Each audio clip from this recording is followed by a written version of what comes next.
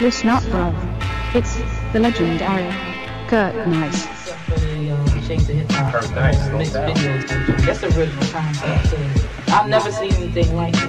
Oh, well, that's what we hope. Kurt Nice, no Mixed doubt. video type joint. That's the original concept. Many different hip-hop shades to crave, flavor to the grave, all the tracks that we play. Hip-hop shades to crave, flavor to the grave, many different hip-hop shades to crave, flavor to the grave. Hey, yo, eyes on these, point blank out some copies. Fell from a Q to a jalopy. Big wheel, but ain't shit with a small bill. Me, I'm all real with balls still. I fuck with nice and skills and cheese on the wheels. Drop tapes and shop deals. Put shit on lock like EBs with back wheels. Mixtapes look like crack still. Your power park get closer too far. The camera's cheap. That niggas can't compete. My staff is too elite. Queen City Steve Chief of the Jeep Cherokee. Still a one straight from 117th and 9th. Life is trite, but skills is precise. Yo, I fuck with Kurt Nice, cause this shit is dumb nice. Best. On the track that we play, many different hip-hop shades to crave, flavor to the grave. On the tracks that we play, many different hip-hop shades to crave.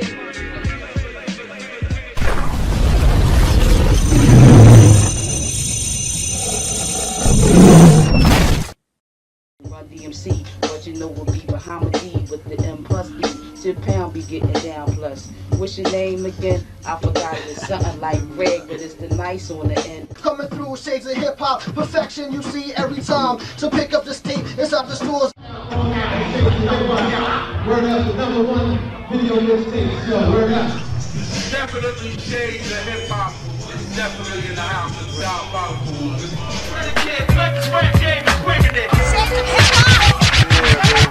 My man Kurt Nice, shades of hip hop. Hey, you know the flavor shades of hip hop. Different shades, man. It's not Gucci shades, not Chanel shades, not shades of blackness. It's shades of hip hop. See that is shade. That's why we call shades of hip hop. Thanks for the Kurt Nice, cause you know they wouldn't do no video for no skit, but shades of hip hop always underground, always keeping it real, and that's one love again. Some niggas in the dirt twice when I'm on shades of hip hop with Kurt Nice. Doing this live for my nigga Kurt.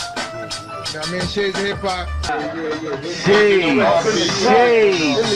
This is the shades right now. We got all spectrums up in this piece right now. Put out the Terror Squad, my man, Can the Bunch, you know what I'm saying?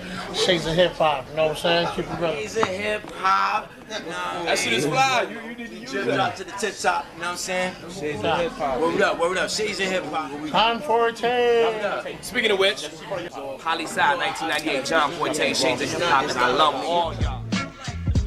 Shades of hip hop can make a nigga famous. Many different hip hop shades to crave. Flavor to the grave over tracks that we blaze. Many different hip hop shades to crave. Flavor to the grave over tracks that we blaze. No lights or cameras, action, women to smoke. Sign artist freestyle, plus them niggas just roll. Best of both worlds, underground to the top. Interviews with crews, the honeys by the plot. We blaze the thick blocks, the shades of hip hop. To them niggas that bit, keep your eyes off our dick. Can catch the milk spit and watch it get drip. While you stressing, I'm landing some silk shit. Via satellite, local raps attack.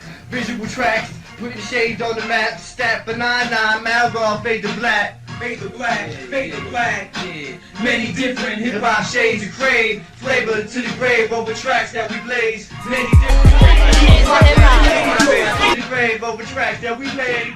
Listen up, bruv. It's the legendary Kurt Nice. Raw Deal Rap Show. Thank you, Curtis. My name is Shi Yanming. I'm a 34th generation Shaolin Temple monk. Welcome watching Shades of Hip Hop. Yes. Shades of hip hop, baby. Shades of hip hop. Kurt Nice, no Mixed doubt. video type joint. That's original concept too. Alright. Niggas see a shades of hip hop tape. Me personally, I wanna hear nigga cursing on your shit. Shades of hip hop. You know what I'm saying? I like that because we get to say just what the fuck we want to say. Of course. Underground raw. She said no cleaning it up. Ain't none of that censored, that stupid shit. That beep. Every time nigga fuck it, wanna say it's mine. Fuck it. Pardon me. We represent by the drop. Alright, it's shades of hip hop. Shades of hip hop. I like that niggas be raw. You know what I'm saying? Straight gritty. You know what I'm saying? Straight dogged, rugged.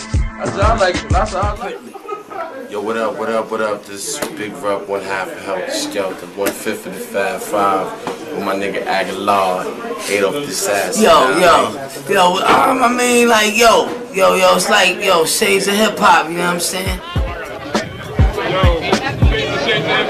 My shit it drop like rain with every shade of hip hop. Spit your love if it's hot and fuck it if it's not. I make niggas see bitches say I can't figure me. Tell my future through my history, vividly breathe divinity lyrically. Scholars in the game consider me a star falling on this industry. Y'all gon' remember me, my laws prepared for war. And be sure how I walk surround niggas like the walls of a mall. And you gon' see half the picture after I chew fat with you. I grab pieces like watching Shades of Hip Hop. My words is like caps if they hit you. If niggas wanna take it, then I keep the idea. I make it physical. The game got my brain fucked up from all the changes. I used to want big wheels, now it's Pizzies and Rangers. Fans can't quarter my life to blow it up and frame it. Shades of hip hop can make a nigga famous. Many different hip hop shades to crave. Flavor to the grave over tracks that we blaze. Many different hip hop shades to crave. Flavor to the grave over tracks that we blaze. Shades of hip hop. Yeah, let my man go. Shades of hip hop. Shades of hip hop. Shades of hip hop. Shades of hip hop. Shades of hip hop. Shades of hip hop. Shades of hip hop.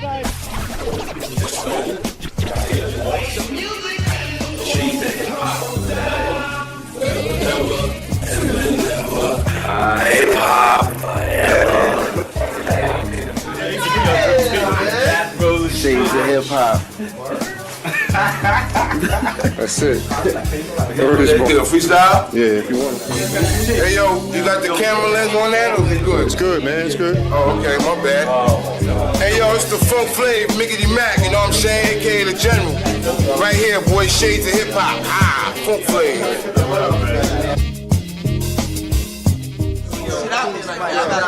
DMX, John 14, Big Punisher right here, Shades of Hip Hop. 9-8, Planet of the Queens, nigga. Whoa. Video mixtape, Shades of Hip Hop.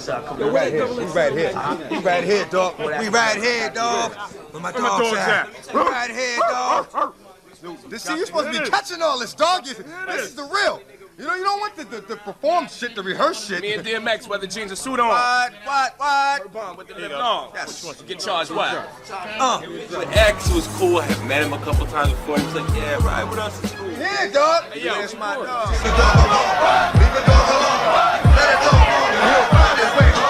Shades of Hip Hop. Y'all all got to give a happy birthday to this man right here, the hottest nigga coming out on the street. What? DMX, you know what I'm saying? El Capitan, Don John Forte, Refugee Camp, Brownsville, another Cannabis, Punisher, Mike G, Most Def, Most Def. 98. Where's my graduates, alumni? Where's my dogs at, baby? One love to all the Sagittarians in Yes, the crib. yes. Aquarius. Yes. We all up in here, baby. Where's my dogs at? We all up in here, dog. Hold me down, baby. I know.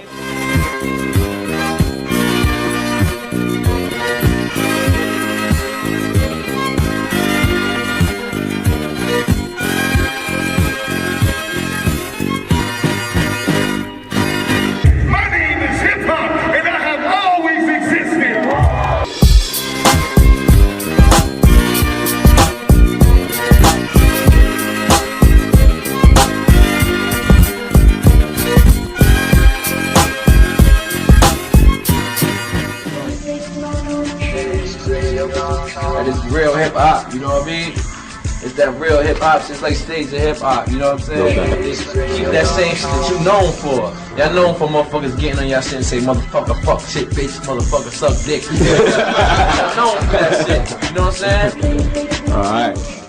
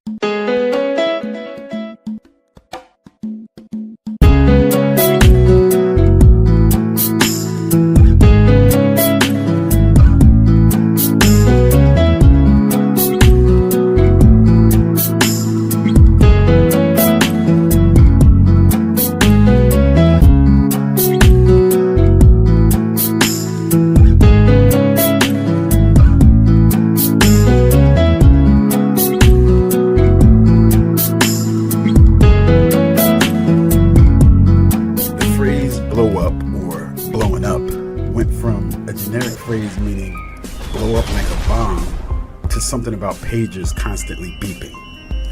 That then took on a meaning of getting noticed and everyone knowing your name. Today, it mostly refers to having lots of money. Back in the 1990s, however, it meant something even more, which was a little harder to explain. Now yes, it was about being famous, but more than that, it was about being known for something, being considered that guy for whatever your particular skill was. You would know if it was you when somebody said, "That's that nigga," or "He's that nigga." It was about being that nigga for whatever it was. Maybe you were a DJ or MC or a producer, or in my case, a guy doing video mixtapes. The key was to eventually be known as that nigga. That was blowing up. Now in the 1990s, that was all people like us thought about in our spare time. It seemed like it happened to so many others at the time. It's the classic Hollywood story of being discovered, but in the 90s it was happening for formerly untrained urban youth in hip-hop. It seemed like one day someone would be relatively obscure to most people, then pow, they blow up. One day it's Biggie doing a Super Cat remix, then next thing you know he drops Juicy and Biggie's everywhere. Everybody knows him. Never mind the years of grinding behind the scenes, blowing up seemed more spontaneous. The years of obscurity and hard, thankless work not only paid off, but became a foggy memory in the midst of so much excitement and success.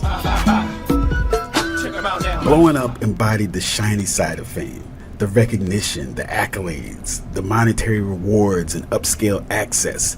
It's the same treasure anyone has ever sought over the years trying to become famous.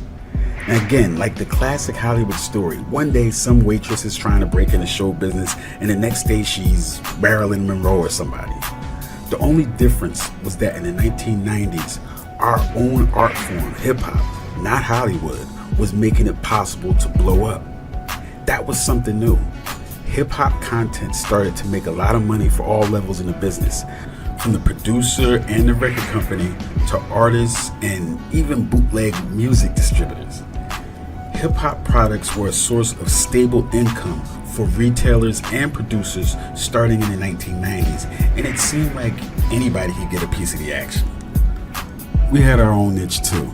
Living in Plainfield, New Jersey, my roots of travel took me to Newark and New York on almost a daily basis. Since 1989, I co-produced cable shows on local TV, which took me behind the scenes of the emerging hip-hop business. Now, hundreds of hours of interviews and outtakes, or B-roll as it's properly called, were stacked up on VHS and 3/4-inch tapes in boxes like DJ crates in my apartment. That's what they became to me. Footage was like records or recordings of stuff on video instead of just audio alone. Whether it was performances at shows, street rhyme ciphers, or cats just building on hip-hop as a culture, it was all stacked up in plastic storage bins like the kind that you would get at Kmart.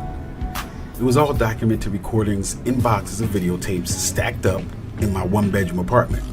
Most of them were labeled in some random way too, intentionally to confuse my friends rummaging through my stuff when I wasn't paying close attention.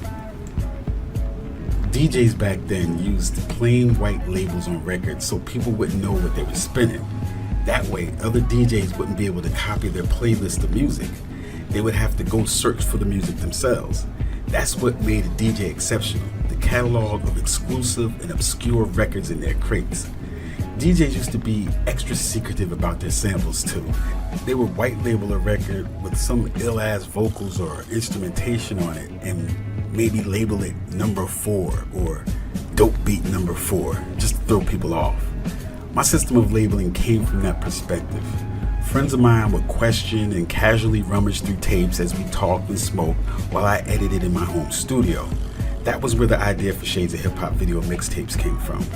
Now, as I played footage we recorded for whatever cable video show I worked with at the time, friends of mine would become transfixed by footage that would never actually make it to the local cable airwaves.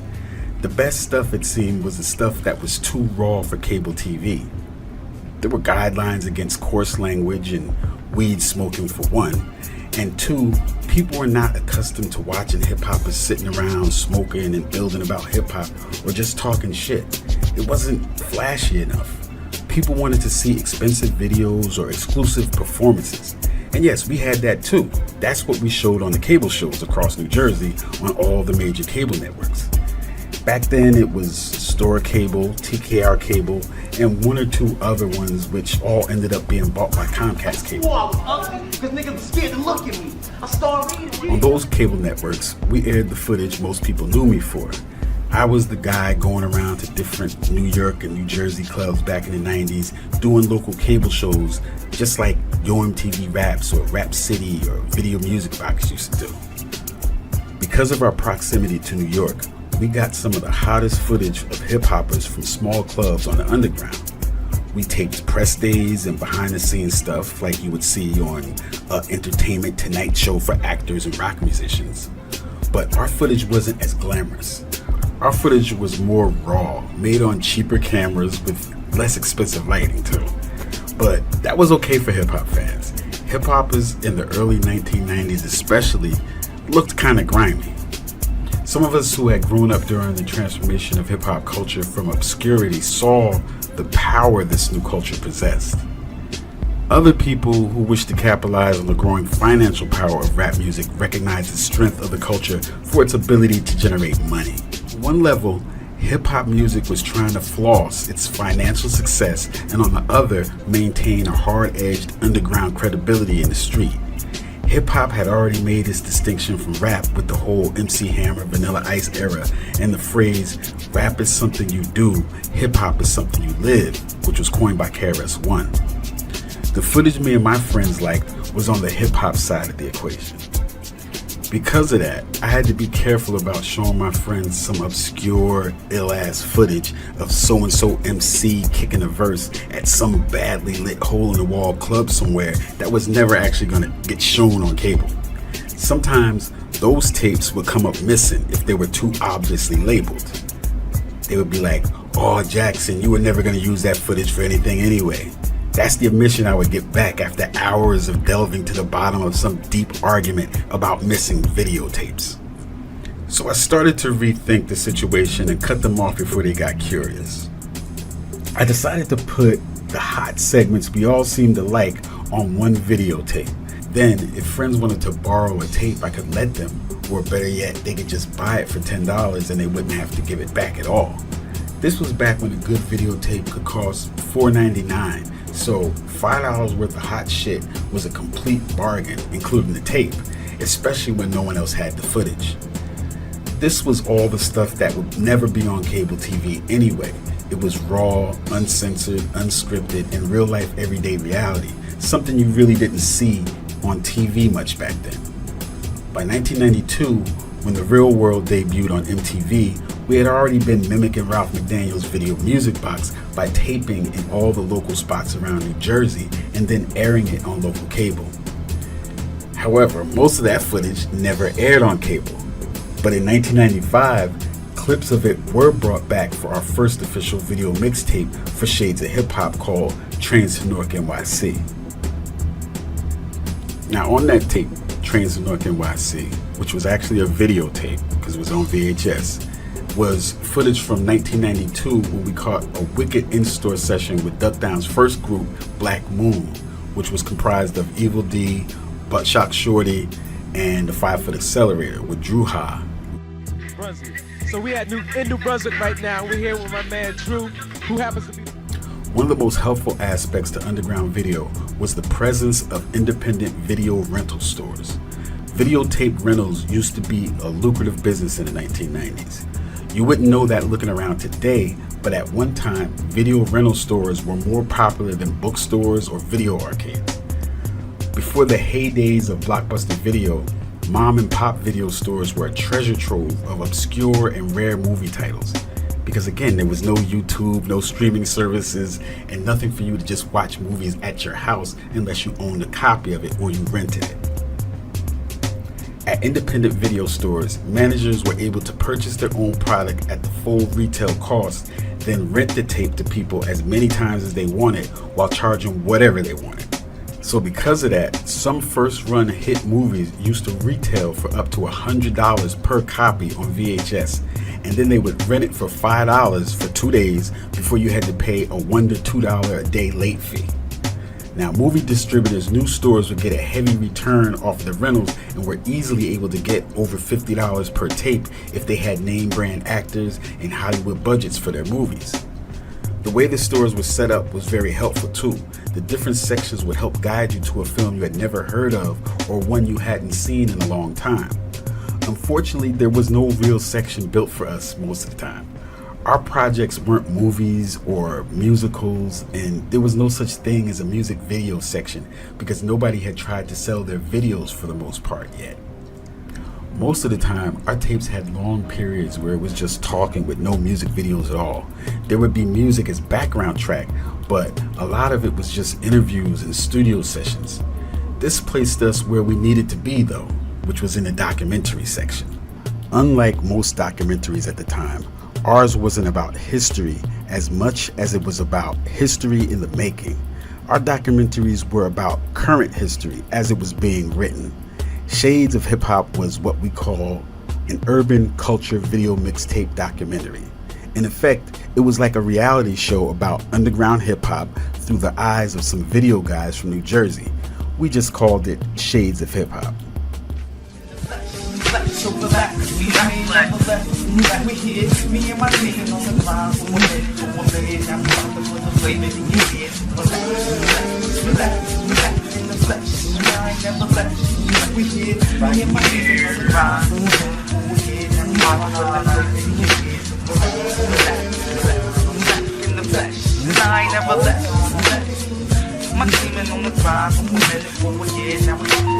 It's funny now that I can sort of take pride in being a hip-hop nerd in the 1980s and 1990s. Back in the day, the strange tech guys that were into video and hip-hop like myself were an eclectic bunch. Some of us wore glasses, dressed weird, and all shared a love of documenting hip-hop culture. Recording everyday street life, or better yet, all down, candid moments with familiar hip-hop faces was something new in the 1990s because video technology wasn't as accessible. Among the hours of tape I recorded during that time are some classic pieces that have embedded themselves in the fabric of the culture. One of those sessions deserves special consideration because it may be a singularly unmatched piece of hip-hop history. It will also allow me to finally pose the question, is the Shades of Hip Hop Cypher the best recorded rhyme cypher in hip-hop history? Every December, I reminisce on one of my favorite memories in hip-hop. This past December, I finally realized how to classify that moment. Now, sometimes I flirted with the idea that I lucked out and recorded the best cypher in hip-hop history, but it wasn't exactly that. The one I recorded, I considered to be the number 2 cypher in hip-hop history. The best cypher in hip-hop history was the one many still might not have actually even seen. It was from the finale of the Arsenio Hall show. Now, the eclectic group of MCs he had on stage, all in their prime condition, will never be matched again. It featured Yo-Yo, MC Light, Tretch, Fife, Q-Tip, Chip Fu, CL Smooth, Guru, Das Effects, Jizza, KRS-One, and Mad Lion. Now, admittedly, the mic quality and the caliber of the rhymes may not have been the best, but at the same time, it was revolutionary on a whole different level. Arsenio Hall allowed regular underground MCs to populate his performance section long before it was wise to do so on mainstream TV. That's part of the reason why it's the number 1 cypher in hip-hop history. Now, the cypher I recorded was much more intimate and personal. On the level of talent and significance of the rhymes, it was top-notch and may be considered a number 1. But the place where it's really number 1 is the fact that I just realized. The rhyme cypher I recorded is just one part of the dopest one-camera shoot in the history of hip-hop culture. Now, when you realize the video you see and the angles you get, from the start of the conversation to the end of the cannabis rhyme, is all one long shot from one camera, you know just how unique this footage actually is. Now, people post glowing comments about the rhyme cypher portion itself on bootleg YouTube copies that have millions of hits, but The rhyme is made more significant because of what they discussed prior to spitting their verses. And the weight of those rhymes spit by Mos Def and Big Pun were from their vast arsenal of gems, but probably ranked in their minds as their personal favorite to rock in this kind of situation. Now, the final point that solidifies the ranking is the rhyme Cannabis spit for the first time in public ever, which was his second round knockout LL Cool J diss. And if you really want to get it on, we can get it on. Live in front of the cameras on your own sitcom. I'll let you kick a verse. Fuck it, I'll let you kick them all. I'll even wait for the studio audience to applaud. Clap, clap. Now watch me rip the tap from your arm. Stick you in the groin, kick you in your Vanguard Award. Snatch your Vanguard Award in front of your mom, your first, second, and third born. Make your wife get on the horn, call Minister Farrakhan.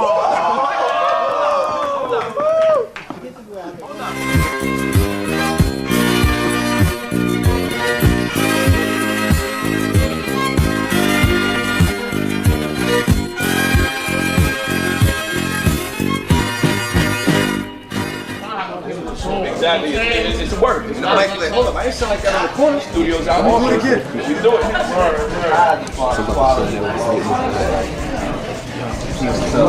do it without me. The best you can do. The best you can do. Without respect.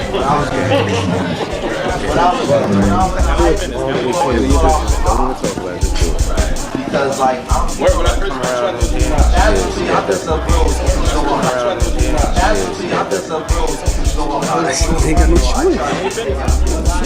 but I'm a passionate individual. So with me, with my voice, it's like I try to use my voice like a singer in a way that, like, you know, there's. But you do sing though. Yeah. You sing well. I just certain inflections that I try to use for certain things. It's like I can't come. I try to have some range in what I'm doing. I can't come. Certain songs are dealing with certain topics. Certain songs, my voice is one way, and on other songs, my voice is another way. I try to, like, you know, cover the gamut of emotions. Sometimes you be talking to somebody you love, and you be talking to a girl, and your voice will be one way, and then you be talking about something political or something that you're passionate about, and your voice will be another. That's separate the real lyricists. Funny, because sometimes it's just lyrical, but they don't know when to do that. Yeah. That's why we spend the cats like. He'll rock the bells and he'll be, well, I'm alone on the move. You know what I'm saying? So, and that's why I talk to like Smooth about my man Smooth the Hustler. I love when Smooth the Hustler. But then he did a song about another thing and he just keep talking. I was like, yo, wait, boss. You know, comment like, comment like, yeah, comment like this. Like, I mean, if the beat is something, I will rhyme or something. You see me walking on these covers. Then I'm on the beat like, you know, so love, gotta say nothing. You know what I'm saying? You gotta come with different flows. Depending on the beat. Yeah, you can and how you feel about it. That's like, well, this is what I'm saying. So become that instrument. Exactly. And right here once again, Curtin ICE. And like I said, I'm going to be doing some quick reactions to some footage that's discussing the footage that I actually recorded back in the day that became known as the Cypher. And as you can check on my channel, the footage from the Roundtable Cypher, which you see part of it is in the background. You see Cannabis and DMX right there. That's from the Cypher. That's the Roundtable session with Cannabis, DMX, John Forte, Mike Geronimo, Big Pun, and Mos Def, carried out by the Village Voice. The interview was done by Torre, and I recorded that for Shades of Hip Hop back in 1997 on DMX's birthday, December 18th of 1997. It came out first on Hot to Death in 1998, which was one of our mixtapes before anybody that you know was doing a video mixtape. The first original video mixtape that ever existed in hip hop was Shades of Hip Hop, right? First widely broadcast in all the stores in New York, the first available one. People might have been in their hood passing out to their friends like I was doing earlier than when I put it in stores. I was doing the same thing. Possibly some other people might have been doing it, you know, some of the other people that were doing cable shows like us. And I heard Ralph, you know, in the trailer for his the documentary that's on Showtime, I believe, that Nas produced, the documentary about Ralph McDaniels and Video Music Box. I heard Ralph say that, oh, it was, you know, Video Music Box was sort of like a video mixtape. It was really a video mixtape in the beginning. Sort of, but not really, Ralph. because all your stuff was censored because it was on cable, just like my cable show at the same time. Like back when Ralph was doing shows and I was doing shows, Ralph started earlier than me. He's a pioneer. I met up with him many times and have given him that love and that credit. It's Kurt Nice for Video Clubhouse once again, and we here with the pioneer himself, Ralph McDaniels, Video Music Box. What's up, man? Nothing, everything's cool, man. Just chilling out tonight with Motown. Big shout out. But he did not start Video Mixtapes. I did. You know what I'm saying?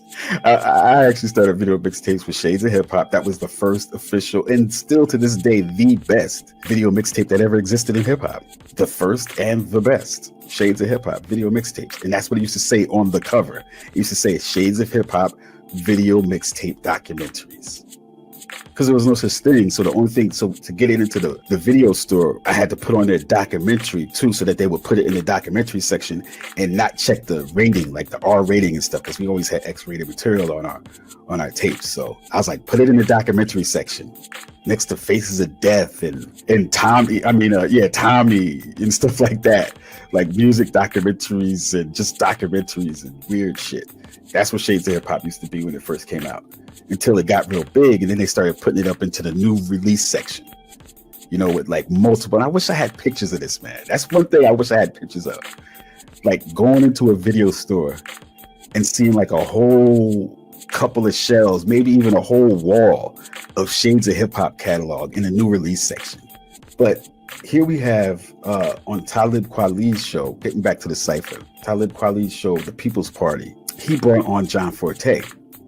And as you guys know, if you follow me on this channel, you know that I told you the way that I actually ended up recording the Cypher was because I was doing promotion for John Forte. His people got in contact with my man, Marcus Blasingame. He's a stylist. Shout outs to him. He does a lot of dope stuff. He got in contact with Blast, right? And then Blast called me on the three-way with John Forte on the phone. So John Forte called Blast.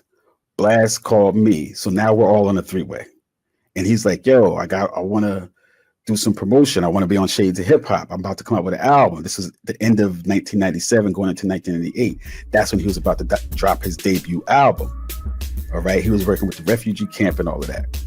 Right. The Fugees and all of that. Right. But he was about to drop his debut album. So he wanted to be on Shades of Hip Hop, which was the only video mixtape out at the time, you know, that was on and popping. You could do uncensored shit on there. He wanted to be on Shades of Hip Hop. So again, we discussed where he was going to be. He said he was going to be in the studio. He said he was going to be doing a show somewhere. He said he was going to be doing a couple other things, stuff that we had already recorded. You know what I mean? Type of stuff that, you know, we've been to mad shows already. We've been to mad studio sessions already. You understand? So I was like, no. I wanted to see the scope of what he was saying he was going to do. Then he brought up the Village Voice interview with Torre, right? He said, I'm going to be doing an interview with Torre, freshman class, people that's about to drop albums this year. We're going to be doing an interview section at this cafe in New York coming up like next Tuesday or some shit. So I was like, that sounds interesting. I was like, who's supposed to be there? He's like, there should be a bunch of people there, you know, maybe Cannabis, Big Pun, DMX might be there, Because at that point, they only had singles and stuff out. Nobody had an album out yet. Cannabis hadn't dropped Second Round Knockout yet. DMX hadn't dropped 2 platinum albums yet. He just had a couple of singles like Get At Me Dog and something else was out. I think he had Stop Being Greedy. It just came out. Pun had just dropped a couple of singles. He didn't drop his album yet. I'm Not a Player. He had dropped that and a couple of stuff, some stuff with Joe, but no album yet. Mos Def had never dropped an album yet. So you just heard of him messing with Daylight. You just knew who Mos Def was, you know what I'm saying? But he didn't really have no big songs yet. Of course, Mike Geronimo was actually the most known sort of at that time. He had just actually did a track with Bad Boy with Puffy. You know, he had did a remix for one of his songs with Puffy and shit. Irv Gotti was producing him at the time. And actually, if you watch that footage, you'll see I kind of pan over to Irv Gotti because I saw, like, I didn't actually know who Irv Gotti was. It's just that when I always used to go to all of these different hip hop spots, I would always see him. So I didn't even know who he was, but I just knew he was somebody because every time I would be like at some of these different parties and clubs and stuff, I would see him or like somewhere. But later on, I came to realize that was Irv Gotti. But that's what I would do. Like when I was on the camera at this point. So like I would always get the flavor of the room. So you would feel like you was there. So you would get to see what was going on. Sometimes I don't shoot behind me, but all the stuff in front of me, I will let you see the different corners of the room, who's sitting at what table, what they doing, if somebody's eating the French fry while somebody else is talking, shit like that. You know what I'm saying? So that's the type of footage you can see. It's just one camera shoot, you know, still to this day, the best one camera angle shot, you know what I'm saying? The best one shot in hip hop is the Cypher. There was no cuts, you know what I'm saying? It was just all one shot. And that's the type of footage I would get. Here we have on Talib Kweli's show, we got John Forte discussing what he thought about that. So this is the first time I'm seeing this whole footage. Of seeing that video of was it DMX birthday party or some event? It's on YouTube. It's John Forte, Cannabis, it's Cannabis, Mike Geronimo. And hold up, see, and this is the other thing that's fucked up. When Talib Kweli pulls this fucking footage up, right? He don't even pull it up from my channel, the person that actually made the footage. He doesn't pull up from my channel, the person that has the whole Cypher. He pulls it up from some random ass YouTube channel that bootlegged it for whatever. Shout outs to them, whatever, for keeping the footage alive and all that shit when I wasn't really messing with it like that. And I didn't want people to see it, but he was just playing the rhyme portion. This footage has millions of hits over different YouTube bootleggers. You know what I'm saying? But meanwhile, on my little ghetto ass channel that y'all barely see, you know, it's not going to look like that. But in all reality, y'all seen this footage. This is classic hip hop footage. You know, so when you see Video 94 come up, that ain't me. That's some other nigga that bootlegged my shit. You know what I'm saying? Oh, it's Mike Geronimo. No. Yeah, Cannabis, Big Pun. Yeah. Yasin Bey. Yeah. This is the most diverse group of New York MCs that you could probably sit around the table. In that era, we were all preparing. I wasn't there, but I was there in spirit. Yes. But we were all, as up-and-coming MCs, preparing to be in the industry, to put out records. So y'all were comparing verses that y'all wrote, but that at that point, most of us didn't come from having studios. So you just had verses ready to go in case you got to a studio. So it's like, okay, check this one out. And again, if y'all want to see the original footage for this, just check my channel. Okay, because I actually have the original footage. I'm the one that actually recorded this. That's me on the camera right here. You know what I'm saying? Tons of people have bootlegged it, obviously. That's why you've seen it.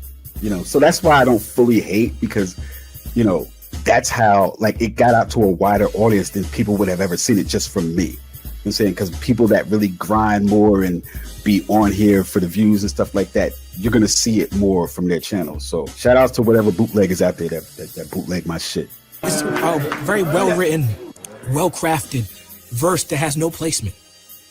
And we all had these verses just in our head, ready to go at any given time. Tell me, what's the beat sound like? I got one for that. But y'all was doing that with no beat. Describe that moment of that videotape. I didn't realize how important that moment would be. It was like, that moment is like listening to Stretch and Bob and hearing Big L and Jay-Z rhyme. It's one of those moments. I think so. Yeah. This is what Talib Kweli is saying, you know, about the Cypher. Right? This is what he's saying about Shades of Hip Hop. Okay? This is what he's saying about yours truly, who recorded the Cypher back in December of 1997. He was like, it was like listening to Stretch and Bob. Yes, it was. Because I was a big Stretch and Bob fan. We was a big Mixtape fans back in the 90s. Okay? I'm probably just a little bit older than Talib Kweli and John Forte. Okay, so I was the one that actually had equipment, because you couldn't just record it on your phone, you know, back then. Like, there wasn't no camera phones back then. You had to have actual, make an investment for real equipment, right? I was the one that actually did that and then made it into a video mixtape, because all that footage you never would have seen on cable. You never would have seen on Ralph McDaniel's show, because it was too much cursing. They was smoking, they was drinking.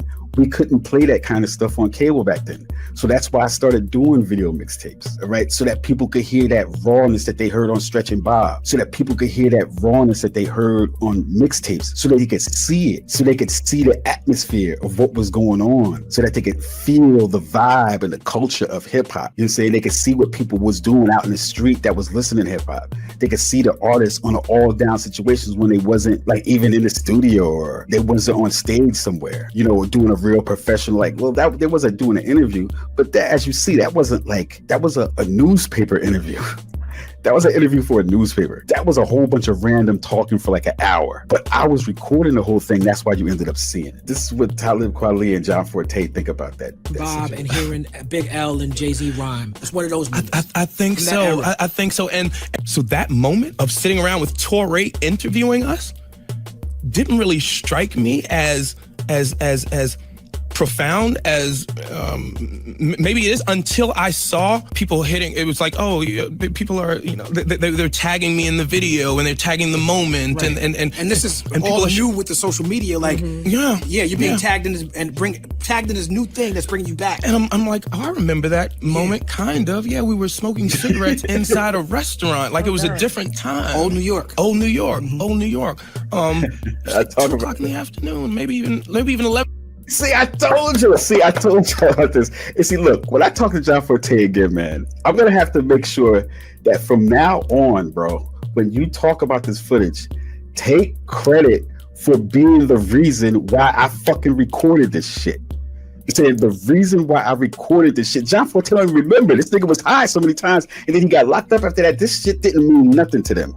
When they recorded it, when it was doing a normal Village Voice interview, it would have just been that, and it would have never gone nowhere. You never would have saw that shit ever again. You know what I'm saying? There was plenty of times, right, where you do, where artists like that was doing interviews with the Village Voice and these different local newspapers. Like Village Voice was a local newspaper in New York. I don't even know if they're out anymore because newspapers are pretty much dead, but listen, back then you would do an interview like that and it would come out and you would never even think about that shit ever again. But the difference is because Shades of Hip Hop recorded it and put it on the best first original video mixtape in hip hop. And that footage has survived until this day, and it's still one of the best ciphers, especially acapella.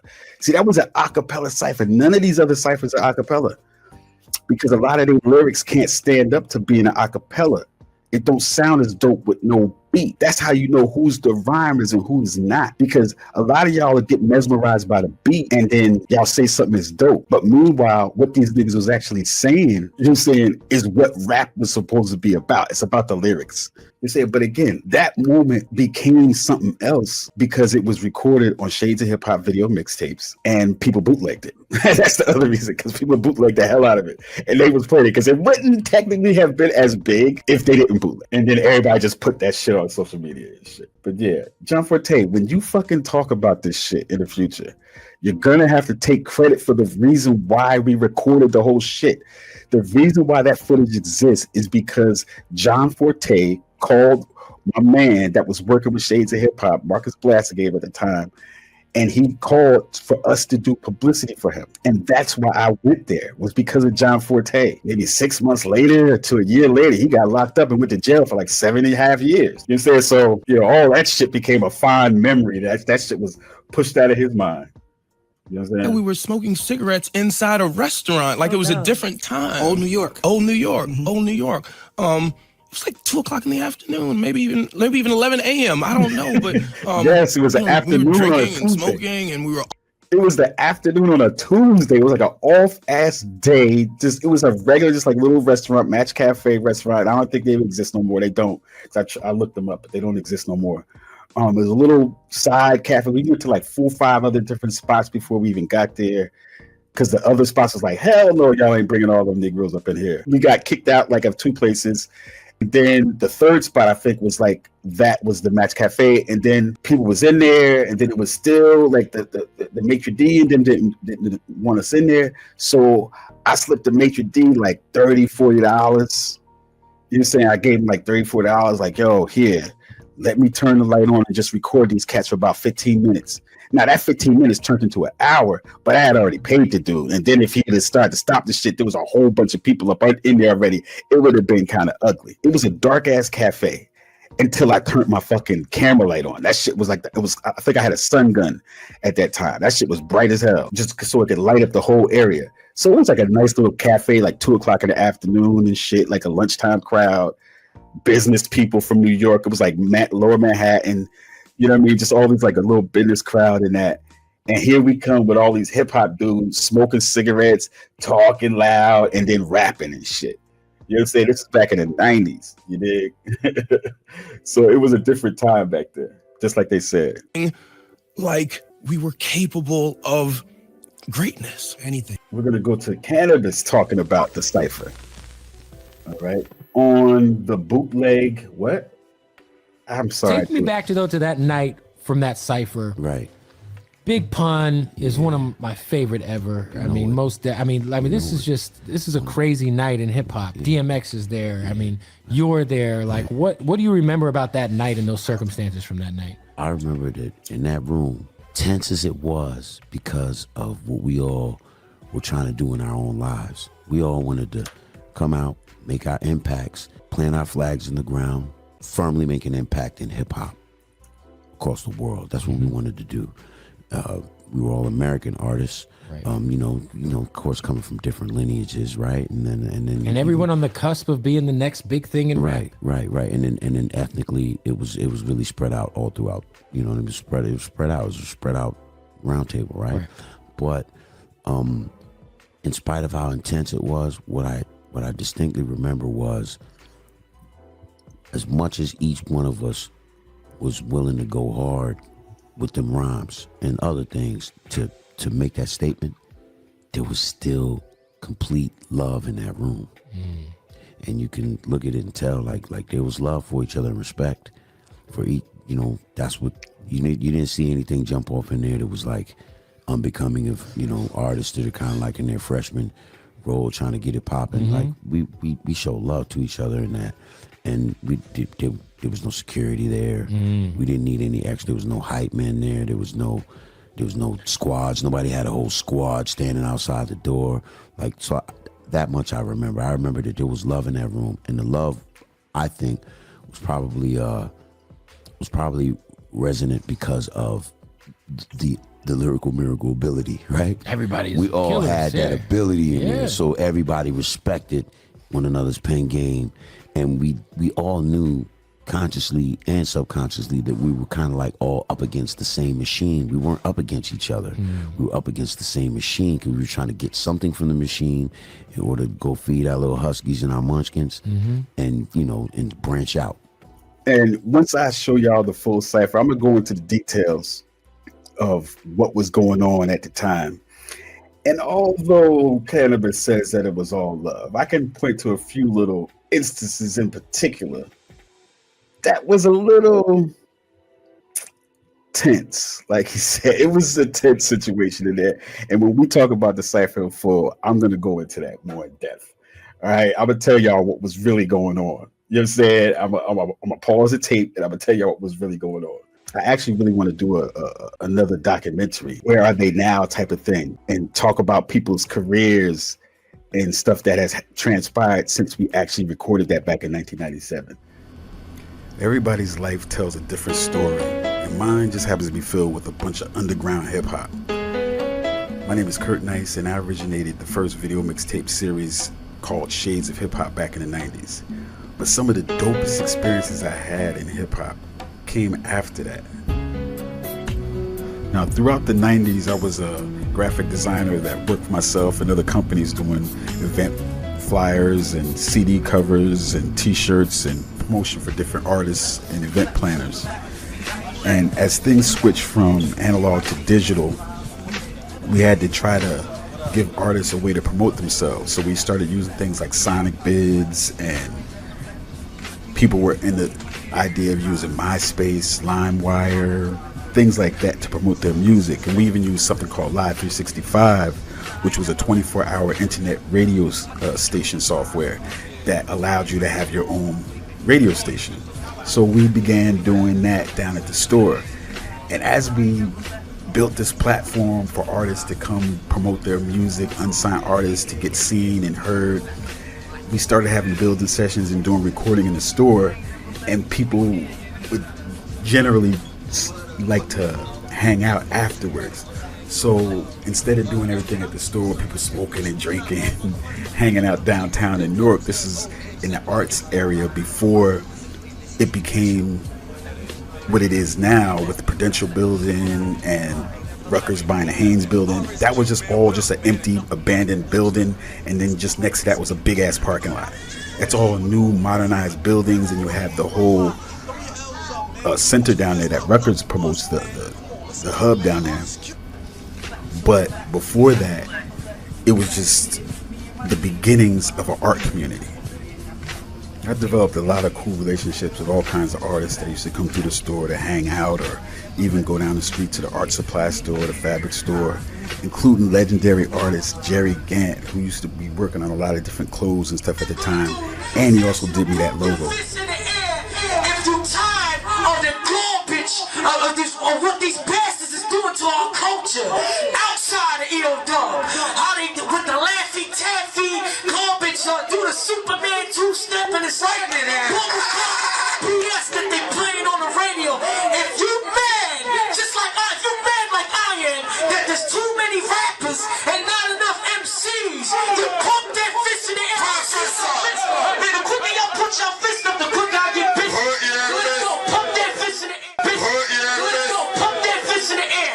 Listen, yo, if anybody's videotaping this, yo, I got something to say to the rappers out there. Yo, if you gonna put it on YouTube, man, label this Dayton Hates Rappers. Listen, yo, this is to Mr. Rapper out there. If you a rapper in the crowd and you fall under what I'm talking about, it's tough for you. Yo, listen, I got something to say, Mr. Rapper. Stop! This is what hip-hop is dead. Homie, this is why. Hold up, I'm like, damn, am I the only person here that has a good set of working in? This is an overview. The short version is that as we covered the New York underground hip-hop scene for Shades Radio, we met up with KRS-One at an event. Now, after discussing our common interests in hip-hop, he brought me on as his marketing director, which led to me doing public relations for him and the Temple of Hip-Hop. Nobody is more respected on the underground hip-hop scene than the legendary teacher KRS-One. So it was an honor to be asked to go on tour with him for the 20th anniversary Stop the Violence Movement tour and the release of his book, The Gospel of Hip-Hop. But before we headed to California, we made sure to bring the teacher to our favorite spots for at least a walkthrough.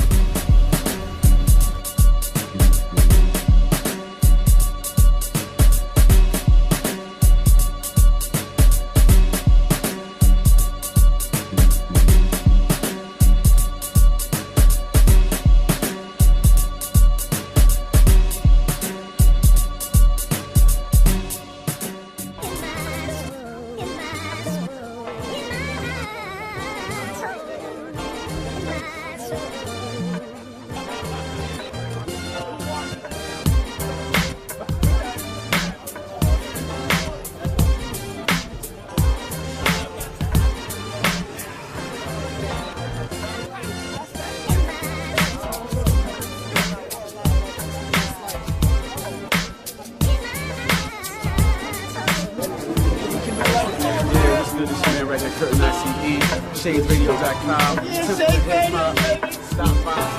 Stop the violence movement in effect in the building. Right here, 101 Avenue 8, the Pyramid. Black and brown, shot it from the mall. The empty out the door. So you master. Okay. Last verse. Okay. I'm zoning out real quick. Good. Village looking on the camera. We in front of the EO-Dub, 101 Avenue A, Lower East Side. You know what I'm saying? You see this grasshopper right here. My man Craig G, man. How you been, man? What's up, man? Yeah. Yo, man, everything's good, man. It's a legendary Juice Crew member. You know what I'm saying? Legendary freestyle. He's so ill. You know what I'm saying? Yo, what you been up to nowadays, man? What's really good, man? Album in June for Operation Take Back Hip Hop. Got KRS, Sadat X, Talib, Omega, Dilated People. It's out there. Get it. Catch me on the road. Just Google me. Craig G, that's what it is right there. You know what I'm saying? That's what it is. Album's called Operation Take Back Hip Hop. No copy. You know what I mean? Your homegirl, Sarah Connor, end of the week. Lyric, you already know, stop the violence. We can rhyme all we want about it, but at the end of the day, we hungry just like everybody else. New York City all day. And understand, right now, respect the guy when you see him. KRS-One to the death. The Bronx will always ride and die. That's how we do it. Stop the violence. Keep it funky. Write some rhymes. If you're angry, write a freaking rhyme, stupid.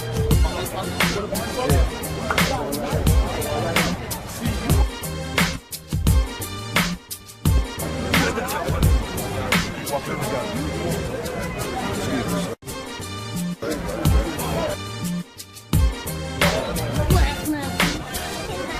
what up, man? What's up, boy? God bless you. What up? Get it started.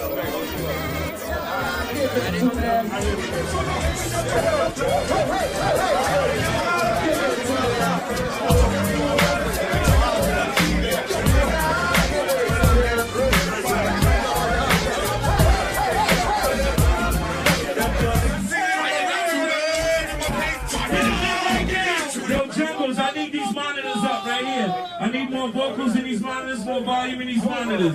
Hip hop. This is one of those nights that's gonna be a commemorative night for the mighty E.O. Dub. We don't work. We don't work. We're gonna work a long time to put this thing together. No music. Cali, break that down. Break that down. That E.O. Dub has been here for 8 years strong. We put it together with Shades Radio, Temple of Hip Hop, Stop the Violence Movement. Yes. You know, in hip hop, we deal with progression, especially right here inside E.O. Dub. Every Sunday night. And I know all of y'all is ready to get it poppin'. Y'all ready to get it poppin'? Make some noise in here. Yo, you know what? Just because we got Chili STV, Yo, Mozzie. just because we got everything correct, I want the dude, when I count to 3, I want the dude who lives next door on the 4th floor to be waking out of his sleep right now. Let's wake up the whole block you know right who now, the fuck is in the building? E.O. Dub! Make some noise! Bring some more, give me some more. Can y'all hear me out there? Turn up the monitors, turn up the monitors. I'm just passing through. You can still work with this shit. Yeah, you can test the mic too. There's a little too much bass. Damn, I never felt the floor rumble like this. Damn, this is hard shit. Turn the snare up, crack the snare a little bit. Crack the snare, listen y'all. When KRS comes and spit, these DJs with no breaks, I don't wanna hear that shit. The radio, I don't even hear that shit. Gucci Prada, I don't even wear that shit. I'm in the streets, holler, they fear that shit. We blue collar DJs, we here to rip. 900 number, got 2 pairs of it. With MP3, I'm not sharing it. Classic sample and loops, we not clearing it. The life of a DJ, there's no comparing it. Many wanna be, but many more scared of it. Before they start, they already plan to quit. The music, they no longer fans of it. They wanna use it so they can make a grand and shit. The program directors handing them scripts, making them play rock shit and lie from their lips. Y'all get this. This is how we used to do it back in the days. 123 Park, Soundview Park. This is how Zulu Nation used to really get down and do it. And we used to think once was a story about a man, but now Chet is dead and all his kids is dead. You know what hip-hop means to me? It means freedom. It means I don't have to do what the system says I need to do in order to meet. Just take the train, man. It's lovely. People are nice, you know what I'm saying? Got my coffee, so I'm happy. That's all that matters.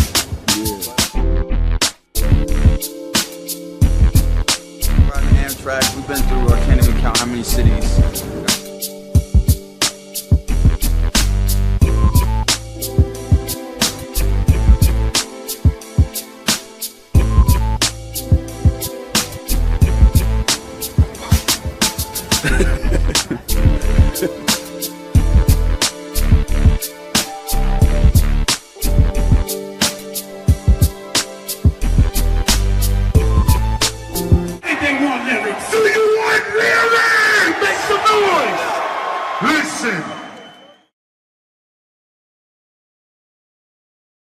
So we brought in a hip-hop historian, Curtis Jackson. He is not to be confused with 50 Cent. He's the original Curtis Jackson. And so we brought Curtis Jackson in to lend some credibility to why we chose hip-hop as the avenue and the vehicle. Because hip-hop is a culture.